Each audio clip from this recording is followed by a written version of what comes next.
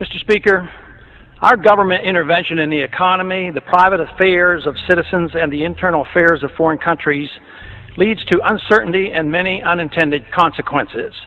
Here are some of the consequences about which we should be concerned.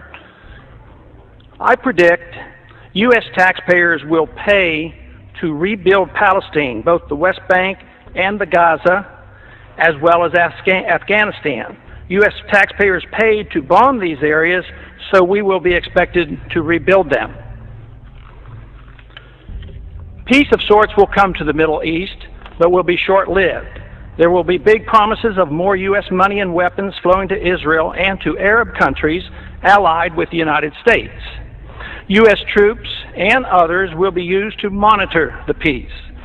In time, an oil boycott will be imposed, with oil prices soaring to historic highs. Current Israeli-United States policies will solidify Arab Muslim nations in their effort to avenge the humiliation of the Palestinians. This will include those Muslim nations that in the past have fought against each other. Some of our moderate Arab allies will be overthrown by Islamic fundamentalists. The UN will continue to condemn through resolutions Israeli-U.S. policies in the Middle East, and they will be ignored.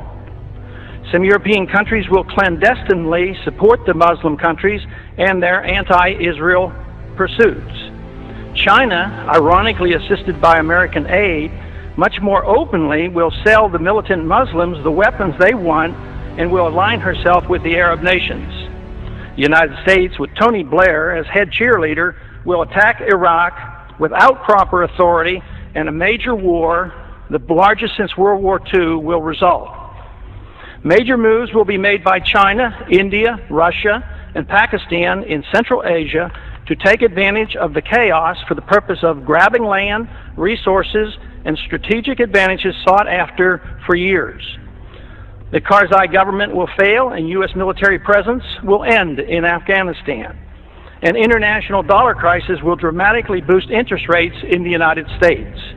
Price inflation with a major economic downturn will decimate U.S. federal government finances and exploding deficits and uncontrolled spending.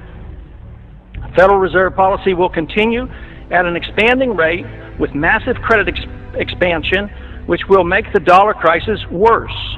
Gold will be seen as an alternative to paper money as it returns to its historic role as money. Erosion of civil liberties here at home will continue as our government responds to political fear in dealing with the terrorist threat by making generous use of the powers obtained with the Patriot Act. Many American military personnel and civilians will be killed in the coming conflict. The leaders of whichever side loses the war will be hauled into and tried before the International Criminal Court for war crimes. The United States will lose the war, but neither will we win. Our military and political leaders will not be tried by the International Criminal Court. The Congress and the President will shift radically toward expanding the size and scope of the federal government. This will satisfy both the liberals and the conservatives. Military and police powers will grow, satisfying the conservatives. The welfare state, both domestic and international, will expand, satisfying the liberals. Both sides will endorse military adventurism overseas. This is the most important of my predictions. Policy changes could prevent all of the previous predictions from occurring. Unfortunately, that will not occur. In due course, the Constitution will continue to be steadily undermined and the American Republic further weakened. During the next decade, the American people will become poorer and less free, while they become more dependent on the government for economic security. The war will prove to be divisive, with emotions and hatred growing between the various factions and special interests that drive our policies in the Middle East. Agitation from more class warfare will succeed in dividing us domestically. And believe it or not, I expect lobbyists will thrive more than ever during the dangerous period of chaos.